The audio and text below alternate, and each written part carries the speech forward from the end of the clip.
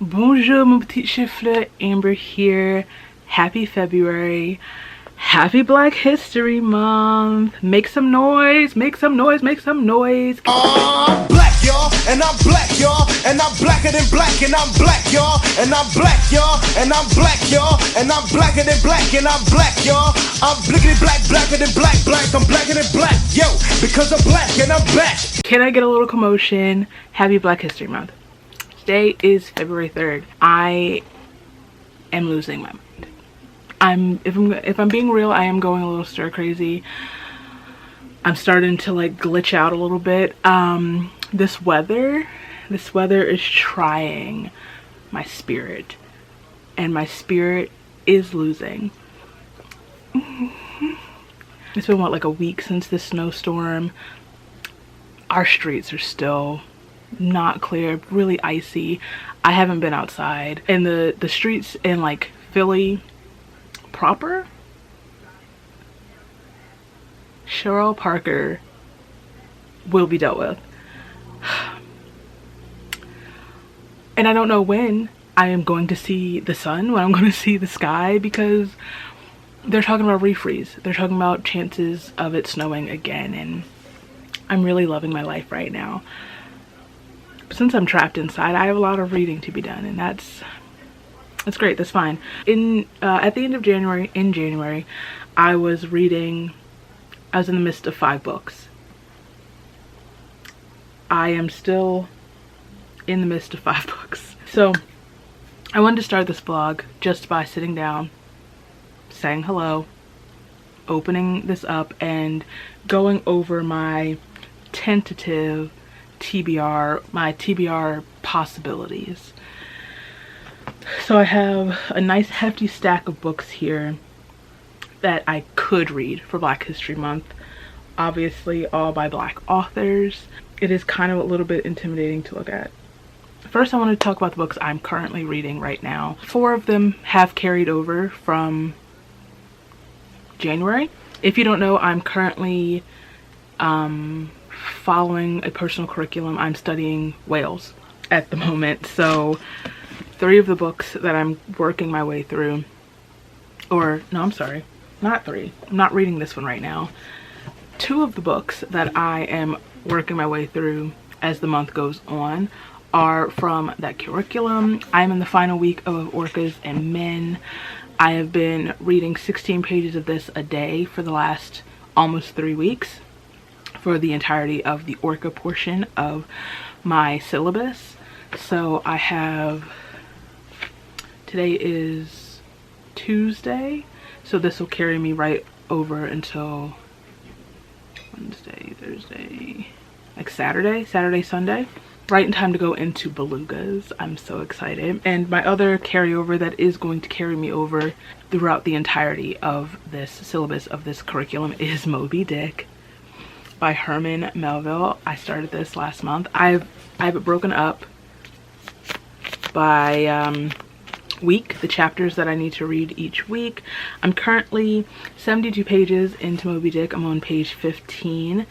This week will carry me to, did I say page? I'm on chapter 15. This week will carry me to chapter 22. So yeah, I'm making my way. The system in which I'm reading this is making this a lot easier for me to consume and actually follow and understand and process what I'm reading. We're finally on the boat, so that's nice. I spent the first 70 pages like, hey, where's the whale? Where's the whale? We're not even on the boat yet. We're still on land. Where's the whale? So we are finally on the boat. Hopefully we will be encountering the whale soon. I know I talked about this in my January vlog, but this is the Penguin Deluxe Edition. I had to order this when the copy that I ordered from Thrift Books, it wasn't. So the other book that I've carried over from January, technically from December, is A Winter's Promise by Christelle Dabeau. I'm still listening to the audiobook. I am ready to pick up the pace with that a little bit and invest more time in listening to it so that I can continue. Ideally, I would have finished this series while it was still winter, so I don't know how that's going to work. Maybe I will at least have read book 2 by the end of the winter, because I don't know how I'm going to fit that into February's TBR, because I plan on reading The Missing of Claire de Lune physically, the rest of the books physically. Okay, on to my Negroes. So the book I've already started this book, so this is a definite read of February, and it's a book I was supposed to read in 2025, and I finally started If Beale Street Could Talk by James Baldwin. Oh my god, I've been saying how long that I need to start this book, that it was a priority for my 2025 TBR.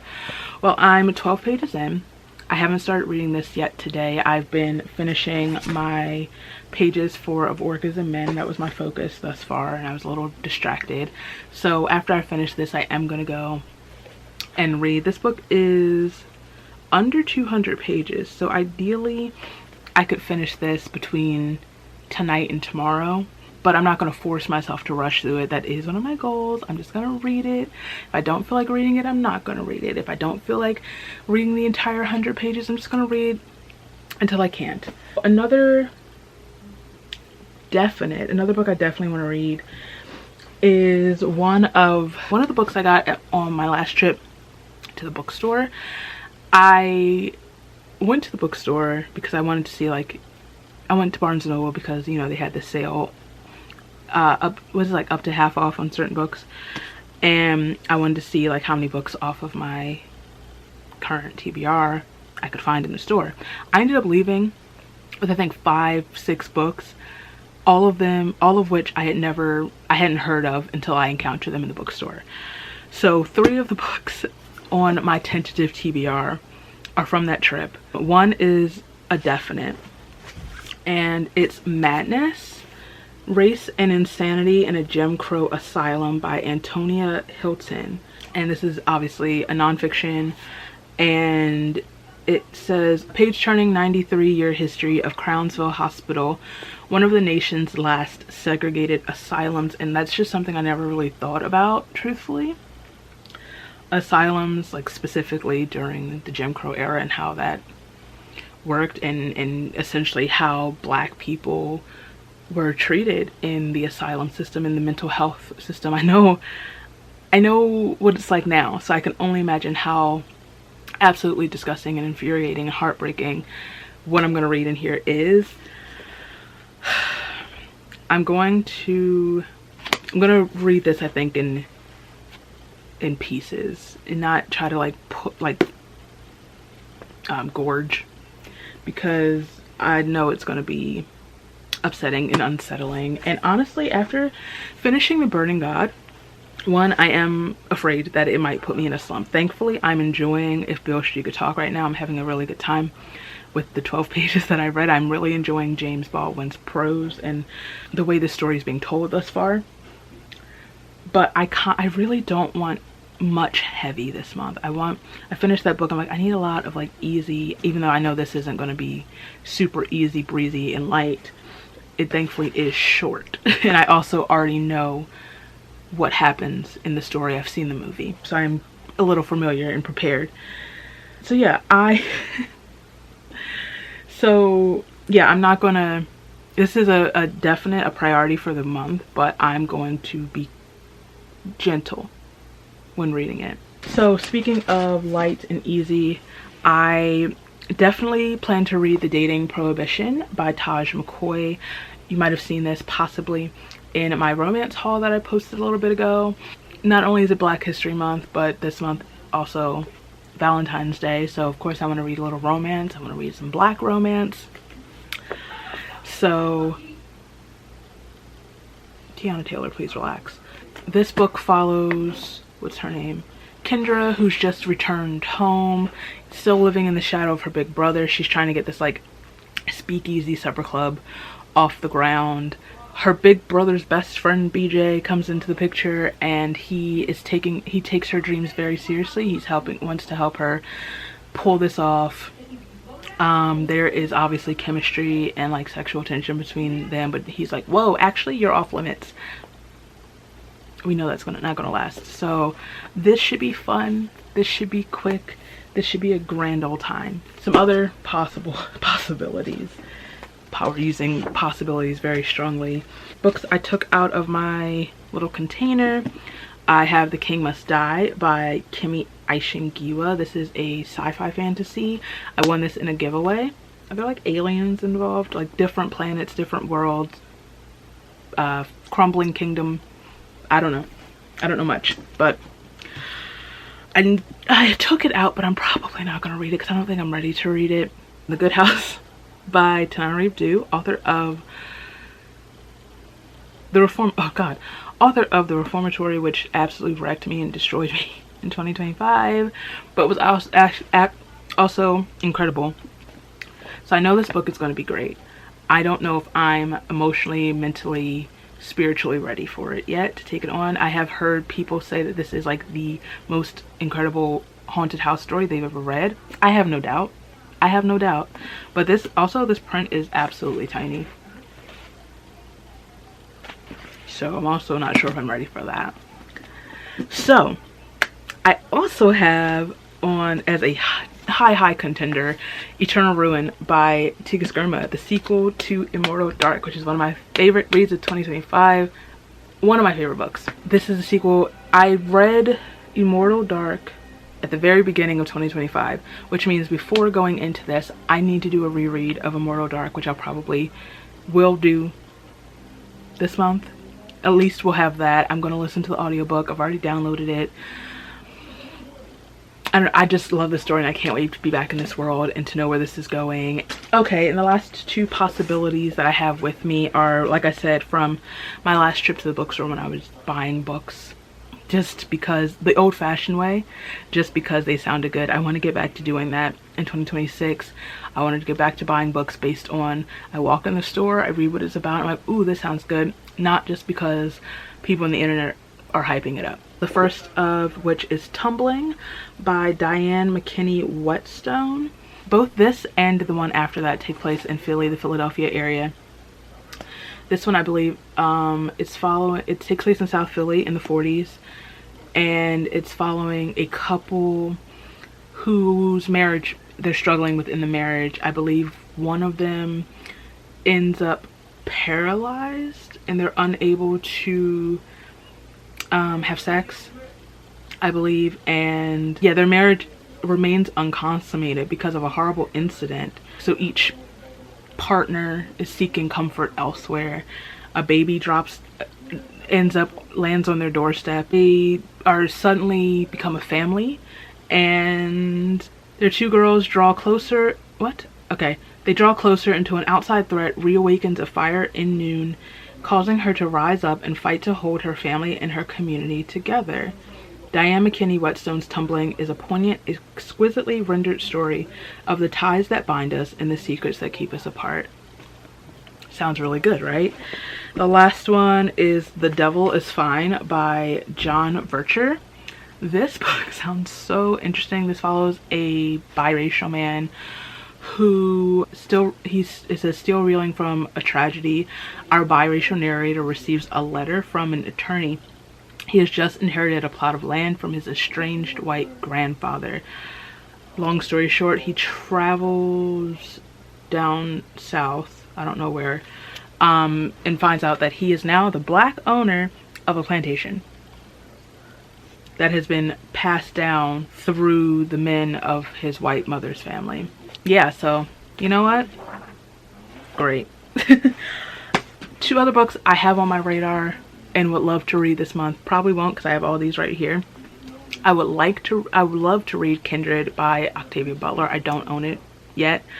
I also would like to read Burn Down Master's House by Clay Kane. The book comes out, I think it just came out, but the Philly signing of that book is this week. I was just planning to go, but once again, the weather, the streets are still icy in Center City, so I don't think I'm gonna be able to do that, but I still intend to get the book at some point. It sounds really good. Welcome to February. I've been talking for almost 20 minutes. I'm so sorry. I could have just done a TBR video, and I probably still will.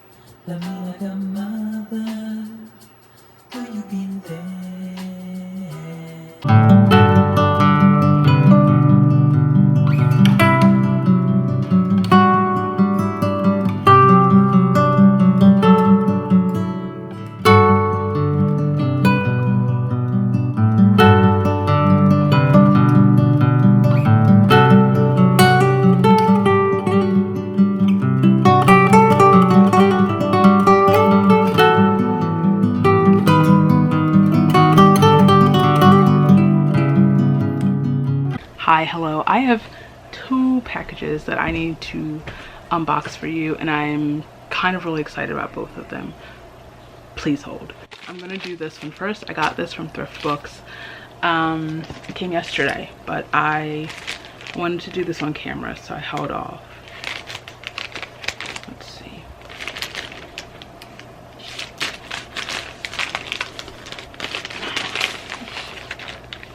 Okay, so we all know I love me some Talia Hibbert. Now, A Girl Like Her is about to be re-released, and like a new cover, a new, I think, publisher.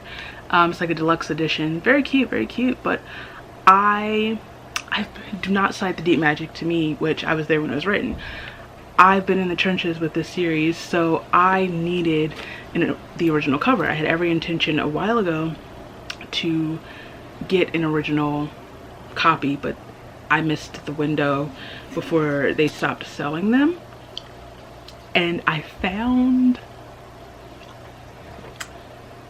so I was supposed to be using on Thrift Books, like ordering, I had points that earned me a free book, and I was supposed to be ordering that, and then I found this, so I ordered both, and I only had to pay for this. So this came yesterday. I found the original cover, and it is in really good quality, really good condition. So I'm so excited to just to have it on my shelf.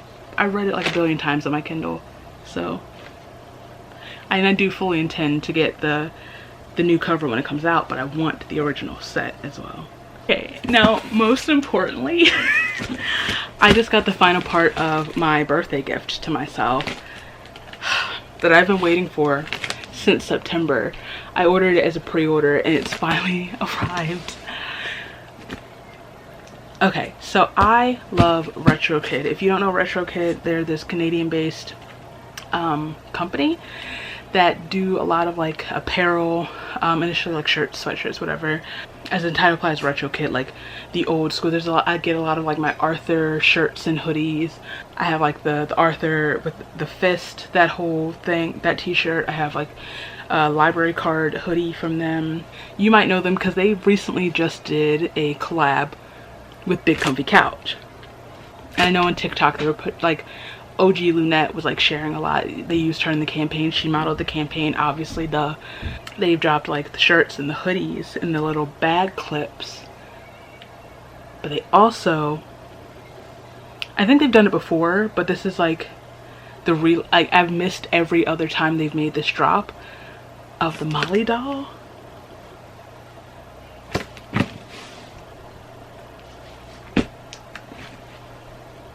Where are my scissors?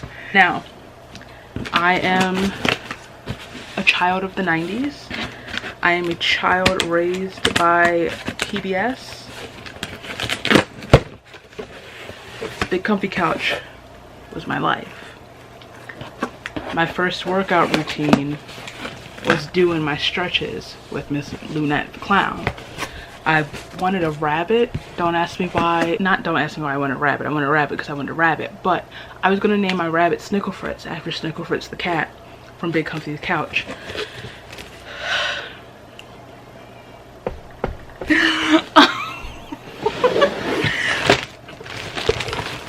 with Loonette and Molly, a clown and her dolly.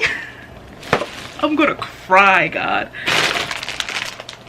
Big comfy couch.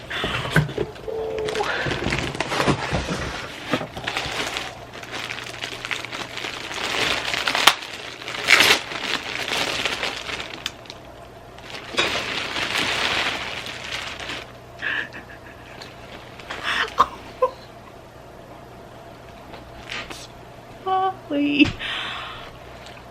I've wanted this doll my whole life, guys, and this is the most important moment of my life. I'm gonna cry. I'm gonna cry.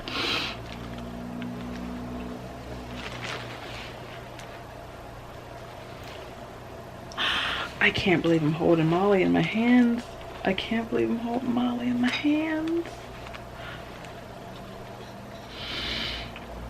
Wow, celebrating 30 years of the big comfy couch. Don't say that.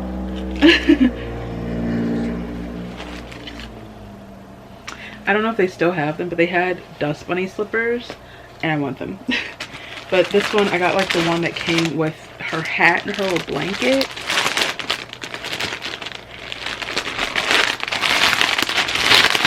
Can't, dude.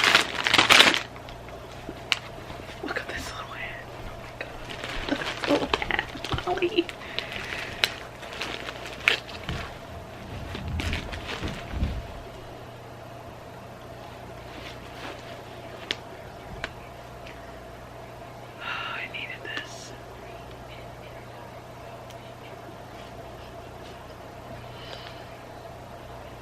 Wow, okay.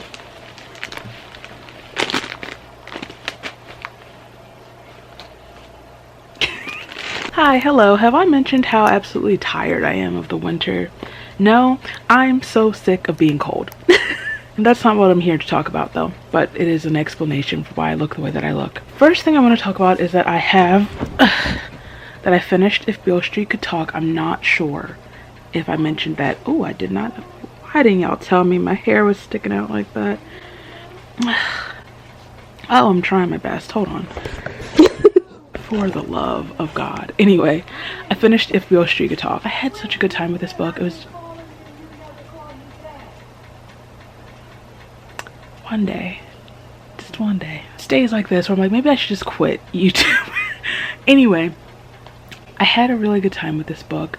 I did write down a few thoughts and I just wanted to talk through them before we move on. I have moved on, like reading wise, but before I am able to like,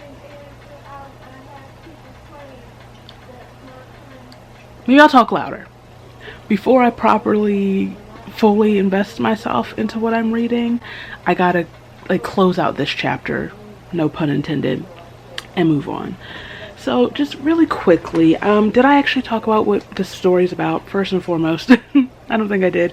This book follows Tish. At the start of this book, she's 19, recently found out that she's pregnant.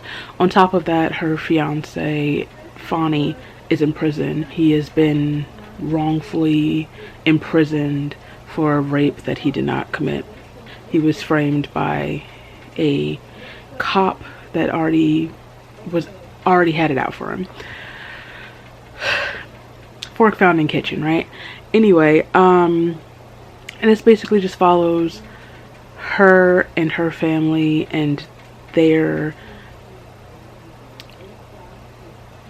not journey, but like experience and dealing with this injustice and doing everything they possibly can to get him out of prison. It also is a story about their relationship and the development of their relationship and just the love between them. It is a lovely love story, like at the heart of it. So, ow.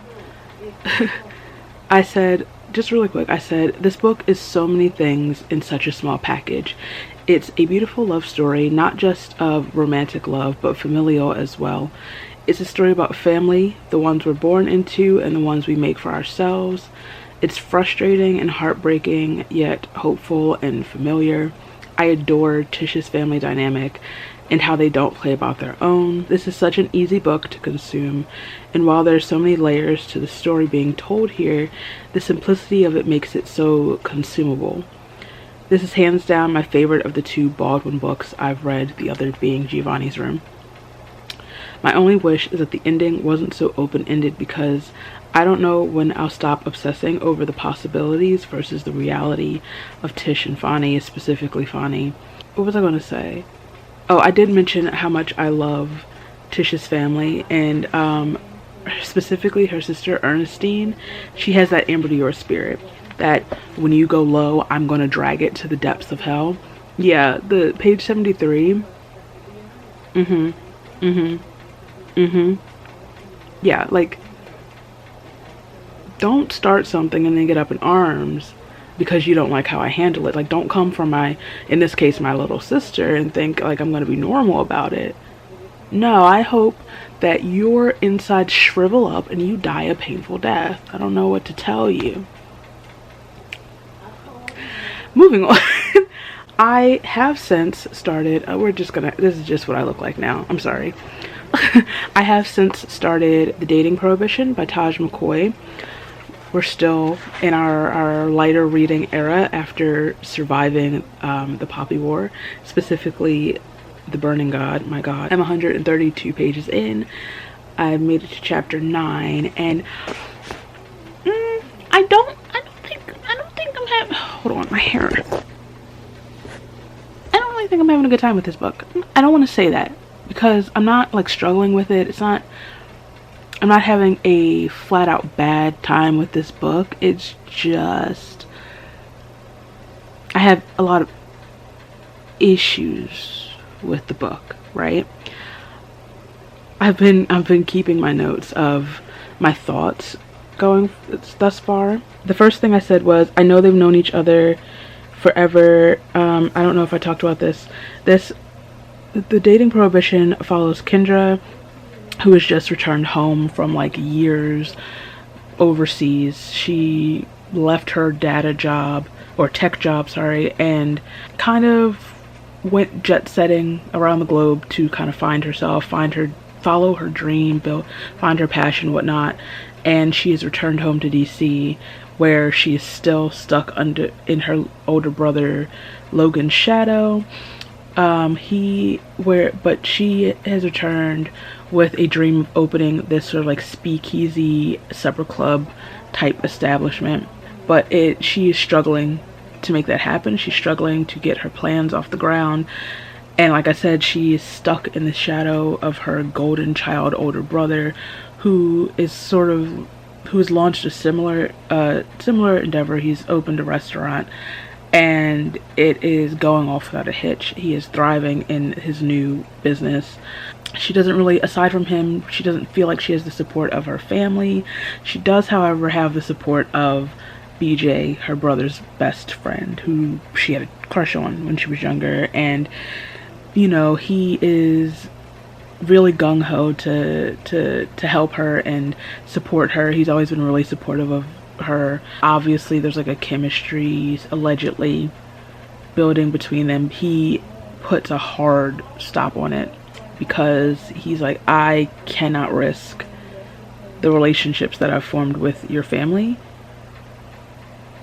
if something goes wrong between us. Right. So my issue, back to what I was saying, I know they've known each other forever, and like I said, BJ is practically family. I just wish there was more build up to, I don't know, this alleged chemistry or that kind of like pull between them.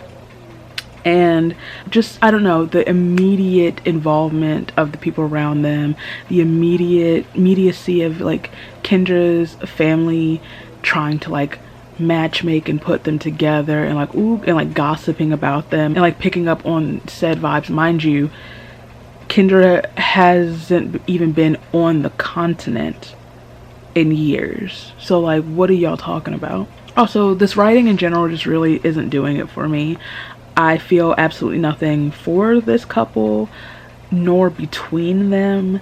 There really is, I keep saying allegedly because there is no chemistry between them, and I think it does come down to the writing. It just isn't clicking for me. It isn't doing it for me. It doesn't, like I said, there's no chemistry, there's no like sexual tension between them. They just feel like old friends, and then all of a sudden they're best friends who just decided to kiss, and then they're still just, you know, vibing. I don't know, it's just, I guess maybe the way, the communication, the way their characters, I don't know, that it just, yeah. Okay, this next thing is a spoiler, so if that's something you care about, just skip ahead a bit.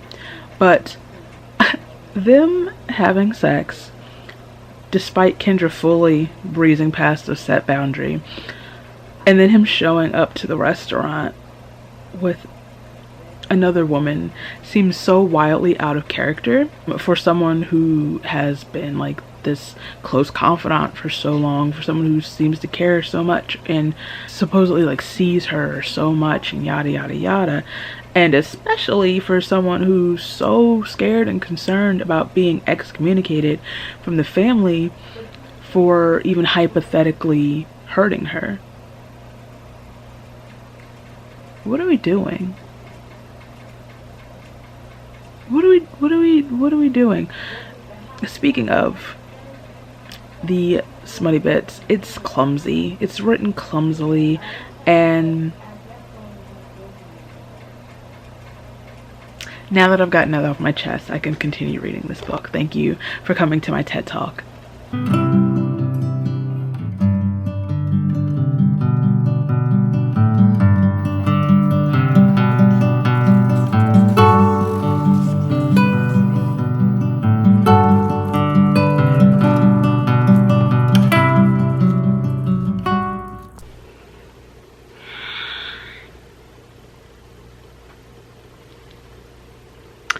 This is maybe the 6th or 7th time I've tried to film this update. And at this point, I'm kind of really over it.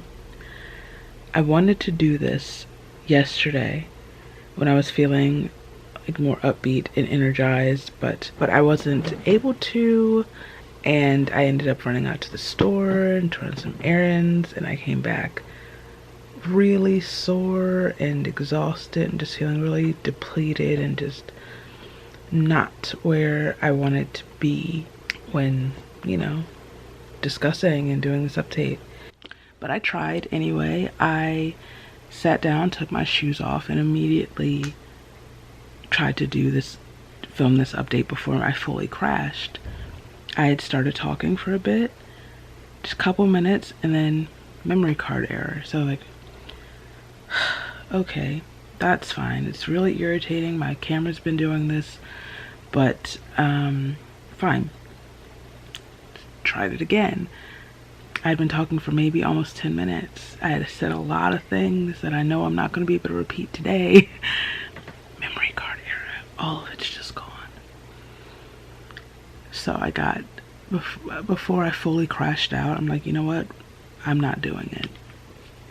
I'm going to protect my mental health that's already crumbling through my hands like sand, and just go about my night. So I'm up now, and I'm like, you know what? I'm up. It's quiet for once and kind of still. Let's try it.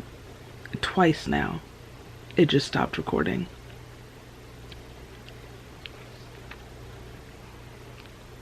If this vlog makes it, it'll be a miracle. Anyway, the last time that I updated, I was reading The Dating Prohibition, and I was like ranting because it was like right after the character's first time having sex, and then the male love interest was being really weird. And honestly, after you discover why he's being weird, it doesn't make it any better. It kind of makes it even worse for me, truthfully. It kind of makes it a little it makes I guess what happens after that feel a little icky. But I have since finished The Dating Prohibition. Sorry, I have finished this book, and I finished it, and yeah, a few more notes that I jotted down while I was reading before I go into like my actual conclusive thoughts about the book. Like, why would a man be there, right? But however, comma, I feel like this book could have really benefited from BJ's POV, from maybe experiencing how he's feeling, how he is processing and going through, and like I said, experiencing everything that's going on and his feelings around Kendra and their relationship and whatnot, and like getting his thoughts and his outlook and a real understanding of who he is, and not just who Kendra sees him as, or the version of him that he presents to her. Maybe it would have made them feel less stilted and less like disconnected and weird, you know? Also, Ben, because that's what we're calling him now, he doesn't think that Kendra, is worth risking his connection with her family. But that's never even explored, that like it never presents any real obstacle in the end, in the story, and in the end it's just words. It's never anything that like any sort of like wall they have to come up against, anything that he would have, that it would present himself that would validate his thought process or the words that he says, because like it's just like the author needed a reason for him to push back and set boundaries, but didn't follow through all the way in so many different ways. Truthfully, didn't really flesh out why that's important, what that could look like if even it was hinted at that it would be a problem, that something went wrong, and that maybe like Logan, Kendra's brother, wouldn't necessarily like push him away or cut him off, but like just kind of even be like bothered or miffed by how he's treating his sister. Also, Ben does not suit this man at all. The only thing I referred to him as is BJ. I'm so sorry. Even when it said Ben, I just called him BJ or Benji. I know he doesn't want to be called that. Sorry, bud. But like, that suits him more than Ben would. Anyway, so wrapping up my thoughts, I said, I really have to accept that not every book is going to change my life. Not every romance is going to give me butterflies and tug my heartstrings into all types of knots. Some books are books. I don't know why I wrote it down twice, but I said our books are books. And this was certainly a book. This is certainly a book. Sometimes I need to read books, specifically romance right now, because that is what I'm writing. That's what I'm working on at the moment. That will boost my confidence and rustle up some motivation that make me sit back like, huh, okay, so I can do this. If my book is finished, there will be an audience. So I am very appreciative of that fact, of that angle, that aspect. But I don't know, part of me doesn't even want to keep this book. I'm never going to read it again. I probably would never recommend it to anybody. Like, and saying that makes it sound like it's such a bad book. It's really not. I think I would prefer it to have been like flat out bad. Does that make sense? But I don't know, it was clunky. It was a lot of it didn't make sense, like the setting of boundaries and then like immediate contradiction of all of that. It just felt like he was messing with her. a lot. Nothing felt justified or validated or like there was any basis to it, truthfully. So I have officially moved on to Devil is Fine by John Vercher. Before I talk about that though, I finished Miserable Meal yesterday. When I tried to film this yesterday, I was still reading it. I was in like the last like 50 pages or whatever. So I wasn't gonna really talk about it first before Devil is Fine, but I finished this book. I don't really have much to say. This is like my third time reading this book because I read it when I was younger, obviously around when it first came out. I reread it according to my research, like in 2022 for my reread of the first 4 books, because I only got as far as the 4 books until my original copy of this book was destroyed by a baby, and it just kind of like upset me so much that I didn't finish the series, which is what I'm doing now. The first 4 was reread, and now I'm continuing with like a brand new experience. So I reread in 2022. I'm also vlogging the experience. But when I went to, like, when I was ready to pick the books back up, I couldn't remember if I read book 4. So I restarted it, realized I had read it, but I was too far in, so I just continued reading. I enjoyed this book. I think which one is the Reptile Room? Is that book 3 or is that book 2? The Reptile Room is still my favorite of the books thus far. I enjoyed this one. I enjoyed kind of how like Klaus and Violet kind of swapped their kind of set roles as like the inventor and the researcher. I really enjoy how like inventive these books are, and how like the thought process of the disguises of Count Olaf, or how he's going to present himself, or I don't know.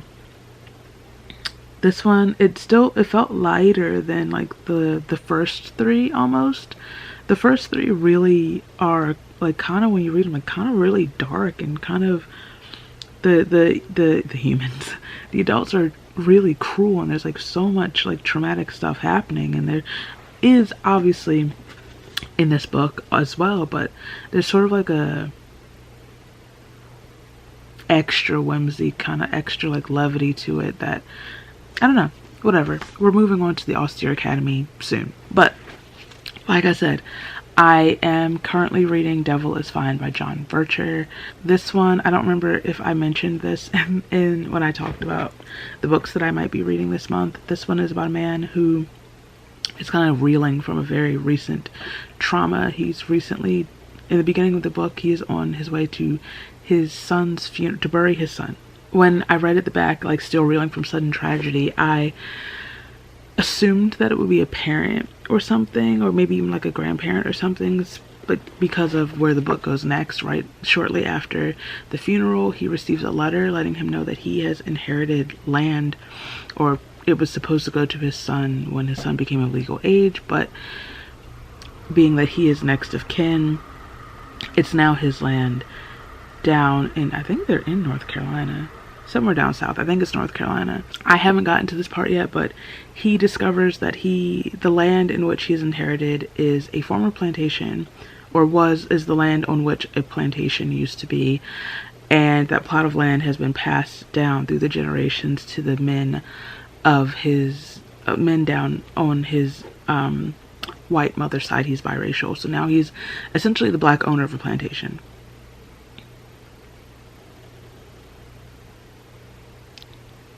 And I know it says still reeling from sudden tragedy. I don't know why I didn't process how heavily steeped in like grief and loss this book was going to be, especially because it's his son, his young son. I think he was like 18 or something. And from what I've gathered, the main character has like played a role in the son's death.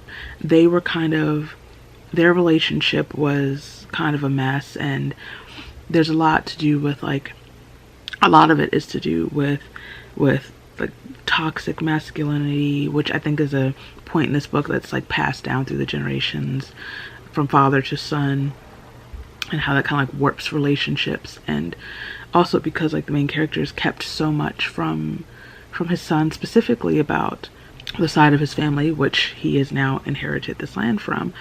So yeah, this is a very interesting read. It's a very quick read. I don't have many thoughts yet. There is a really traumatic flashback scene with jellyfish that, I mean, obviously I guess it goes with the cover of the book, but it, whoo boy, that's my nightmare. But yeah, that's where I am right now. Ooh, oh my god, the other day, my mom, I have been looking for this book, Things You May Find in My Ear, by, it's the poetry book by Mossab Abutoa, since June 2024. I started this book in June 2024, and obviously it's tiny. I was flying through it. I was 54 pages into this book, and it just disappeared. It just disappeared. And I have been racking my mind trying to figure out where it could be, what I did with this book. It was in a little bag that my mom had that's just been sitting like right there for so long. So I'm going to hopefully finish this at some point this month. And really quick, last thing, I am still working my way slowly through Moby Dick. I am probably today starting chapter 29. I'm 136 pages in, and we are finally meeting Captain Ahab. 29 chapters into this book, we are meeting the captain of the ship. I spent a good like 20, maybe 18 chapters like, hey, where's the whale? Hey, when are we going to get on this boat? When are we going to get on the boat? We're on the boat. Then I'm like, okay, we're on the boat. Where's the guy? Where's the dude? Where's the man? We're finally meeting him. I'm surprisingly enjoying this book thus far, you know, all things considered. But I'm like I said, I think the choice to read it slowly is really helping in this case. Really like process, understand, absorb what I'm reading. Taking my time helps me to comprehend, and I'm able to enjoy what it is that I'm reading. I'm not like skimming through anything that's going on or kind of like floating through the book. I've decided when I go back to Salem this year, I am going to have to take this with me because we're planning to do the sunset sail on the schooner again, and they're on a schooner, so obviously I have to take a picture of my book on the boat. Duh. Anyway, that was a very long update that I miraculously got finished. So my focus right now is, I'm not going to jump into the Austere Academy just yet. My main focus is to try to finish Devil is Fine within the next like 2 days, and then hopefully read another book from my possibility pile over there. So I'm gonna wrap this up before the elements in here really piss me off.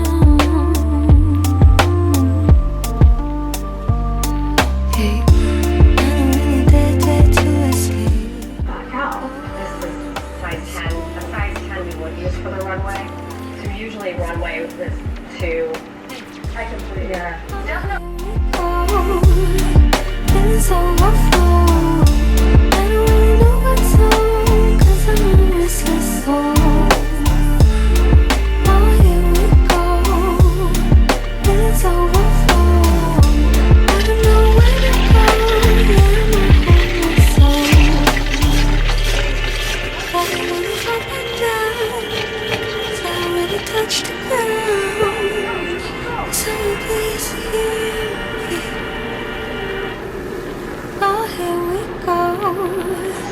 Feelings overflow. I don't really know what's on, 'cause I'm a restless. Oh, here we go.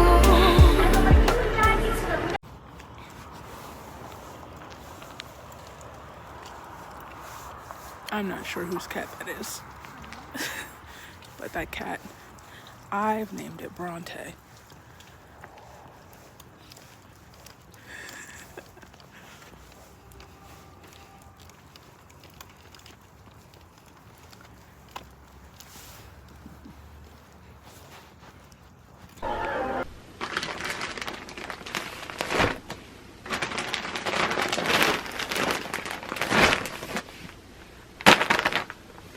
I got new yarn. I got new yarn. I have been needing, hold on, where am I? Hello, can you see me? I have been needing to get just one little roll of yarn to finish my bag that I've been needing to finish for month. Also don't mind my hair. I just walked in the house and took my hair down, and I've put it off because this yarn is coming from the Netherlands, I believe. So I have to be prepared to pay the tariffs, which are thankfully included in the final price. But I finally, also I'm not gonna spend all that shipping for one roll, so I had to order it when I could afford to order a big order of yarn. And it's here, so I'm excited. Oh, I'm gonna be careful and not cut the yarn. Okay, so not only did I order the yarn for my blanket, oh, not my blanket, I keep saying blanket, my bag, to trim the bag, but I got some yarn to make my mom one as well.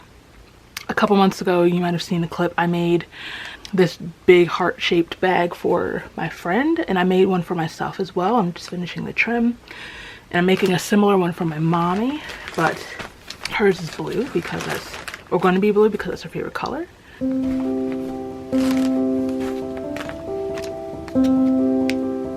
I love that they always send a little candy.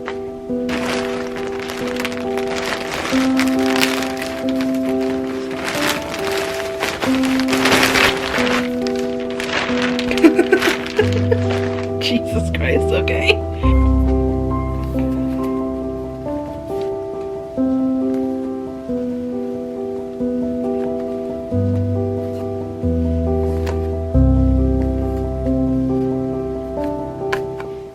Okay.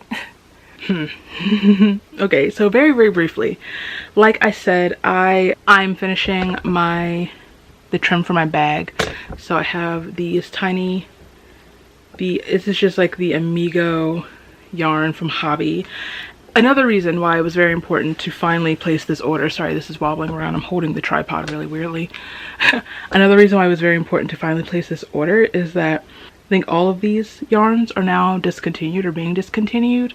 They are getting rid of like the Amigo yarns, which are the ones I've mostly used from Hobby. And if I'm going to finish the projects that I've started and have planned, I need it. Like, in fact, for one of these shades, I forgot that I accidentally got the wrong color, I think, of this yarn. This is going to be the trim of my mom's bag. This was supposed to match the turquoise of this because this cornflower, I believe, blue was sold out in the this is like the Giga, it's like the giant, like super bulky yarn, and those two colors are supposed to match in this design. I forgot to switch the little Amigo for the turquoise, but my mom won't mind. I don't remember what I was saying. Oh, so it was important to have these. I know I want to just stock up because I know there are a lot of other projects that I'm going to want some of this yarn for. I really like this yarn, and I like the color range that they usually come in, and a lot of the colors that I've wanted to try out I just can't find anywhere else, any other type of yarn. like specifically I love this. There's another green that I wanted to try, but I don't know if I'll ever get the chance to. I'm not sure how much time I have before the stock is fully finished. I also have this like antique rose, I believe is the shade name. I used this before for my friend's bag. I really like this color, and I think I want to use this for some book sleeves. And also this is the Amigo Chunky. I think that'll go with that. Now I gotta put these back up.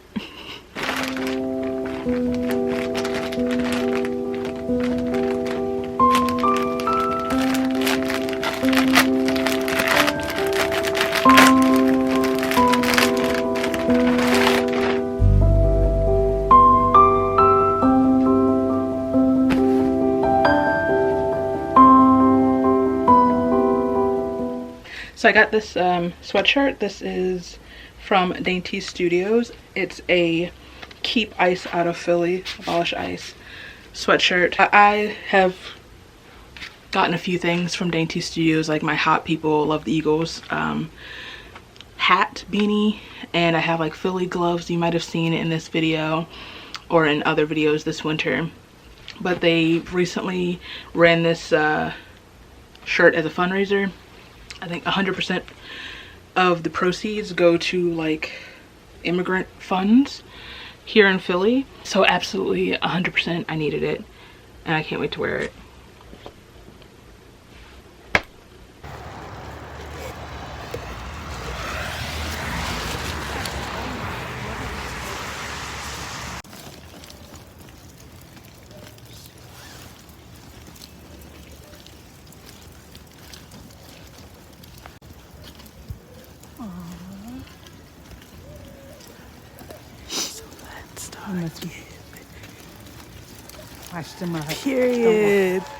Period.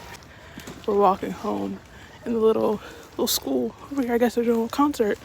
I'm walking down the street and I'm like, I hear We Are the World. Just little children singing We Are the World.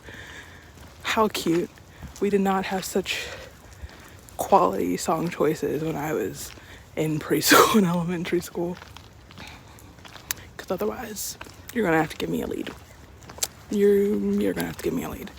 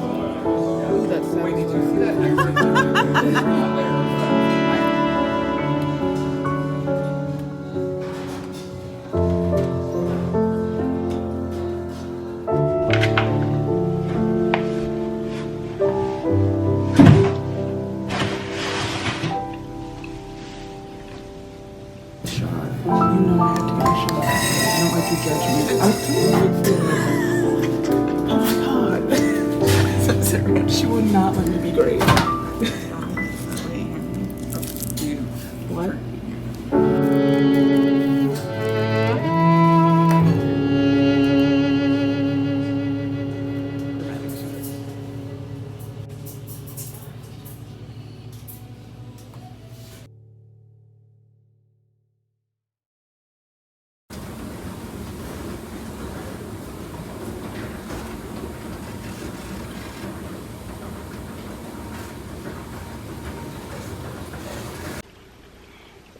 Hello friends, it's been a minute.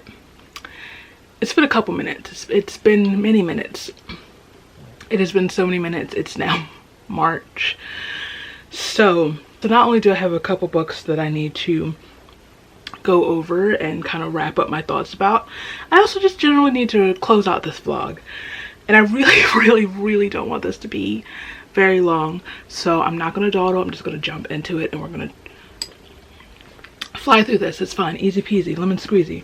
Last time I think we talked, I was reading Devil is Fine by John Vircher. I have finished Devil is Fine by John Vircher, and I kind of had to sit with it for a minute to kind of properly put any sort of thoughts together. So basically, before I go into my final thoughts, the notes I was taking while I was reading, just kind of the things I was gathering and just kind of absorbing as I read, was that at its core, while it is kind of pitched as this story about the plantation and race and kind of almost even like a paranormal vibe to it, it is at its core a story drenched in grief. It's about fathers and sons. It's about a lot of things.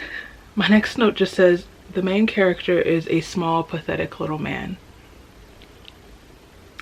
Hey. Yeah, there are two characters in here named Ellie Sattler and Dr. Grant for some reason, and I am a Jurassic super fan, but it's a little too on the nose for me. It's a little too on the nose. Maybe it's a nod, but the nod is nodding too much, you know? I said the racial storyline is so blatant and heavy-handed. I don't mind too much, but hoo boy. Okay, so anyway, in conclusion, I wrapped it up by saying I don't have many thoughts that really require any commentary. I feel like this book was trying to be many things at once.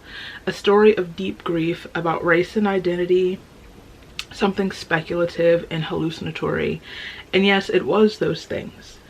The nameless main character is truly haunted by the past, his and that of his bloodline, by trauma, by himself. I think I just wanted more of the actual plantation storyline, the actual weight of having Black ancestry and owning a plantation, reconciling that, which goes back to trying to be too many things, perhaps. What? I don't know why I wrote that twice. Anyway, that being said, I really loved Clarence. His character was my favorite part of the story. Clarence is one of the side characters that our main character meets and forms a sort of friendship with at the bar. There becomes a trio of them. It's main character Clarence and Freddie, who is named after Cree Summer's character from It's a Different World. In my head, I did cast them in my head. In my head, the main character is Daveed Diggs, #1 biracial. But truthfully, I was really making sure in my casting, because I'm a casting agent, that I was mentally choosing the right age range. And this main character is in his 40s.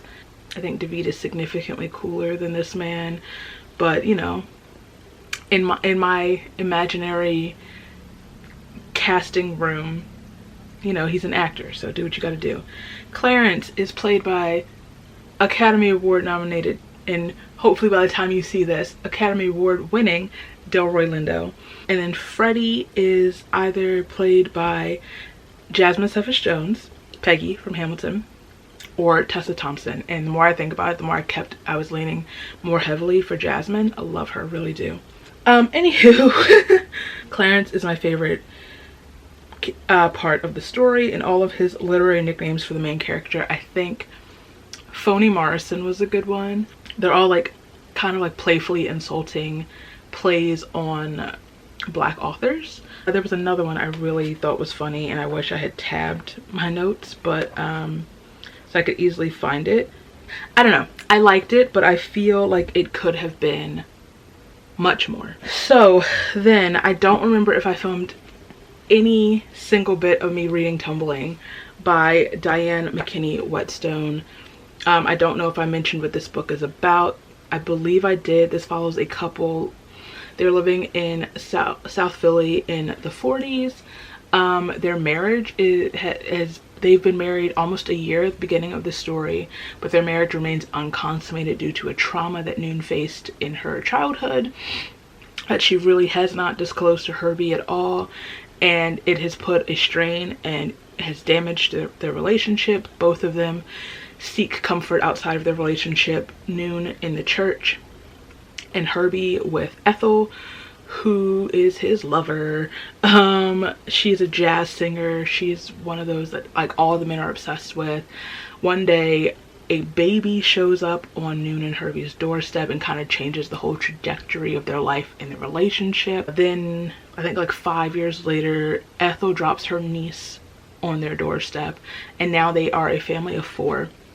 And the story basically just follows along between them and their neighborhood and their community until like drama strikes, this like unforeseen drama strikes the neighborhood, and a lot of tension and pressure and strainings are going on in the family. There's a lot going on to the family. At the same time, they're trying to like hold their community together. I think that's the sum of it. Reading this book truly felt like reading one of the classics. It really felt like reading Toni Morrison, or reading like a Their Eyes Were Watching God type feel. Reading this book felt like home. The spirit of Philadelphia was itself a character in this book. The community within the Black families and how they look out for each other in their neighborhood is always something I love reading. I wasn't alive when this book took place, and my family isn't from South Philly, we're from North, although my mom partially claims Southwest Philly, but we'll forgive her for that. So much of this book made me feel the same way I feel hearing stories of growing up in Philly in the 50s and then in the 70s. I think that is what made me enjoy this book so much, because truthfully, aside from Fanny, who is the baby, the daughter, the baby that was left on the doorstep, everyone absolutely irked my spirit, and at one time or another fully exhibited loser behavior. So much of the story or the moral revolves around the consequences of keeping secrets and how destructive they can be.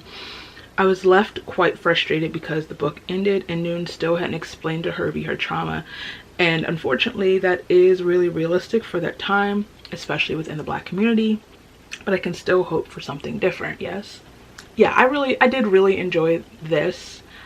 Despite my frustrations with the character and like where some of the storylines went, as a whole, I really, like I said, I felt like reading one of the pieces of classic literature, and I do really want to continue reading more of this author's work. There is another one, it's called Blues Dancing. Is this Blues Dancing?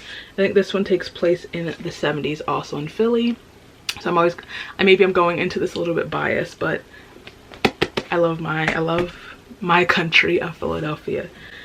So then I, first and foremost, I finished the audiobook for A Winter's Promise, finally, bless God.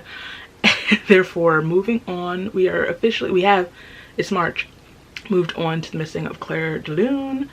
I feel so satisfied that I have pulled that off. I think I mentioned I've been looking for this book since June of 2024. Things You May Find Hidden in My Ear by Mossab Abu Toa, and this is a collection of poetry about like life in Gaza and experiencing this ongoing genocide and all of the years of occupation and colonization and whatnot. And I really enjoyed this. I finally finished it. It's really hard to really talk about like poetry similarly to short stories, but I really enjoyed that. I'm very glad to have restarted it and just finished it. I hopped back into my series of Unfortunate Events reread. Reread and then continuing the series.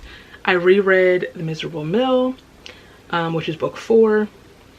And then I reread, I thought I was reading The Austere Academy for the first time, and then I started reading it and I realized, oh, I think I read this. Maybe I started and didn't finish it, and I kept reading like, oh no, I read this one. So 2 rereads.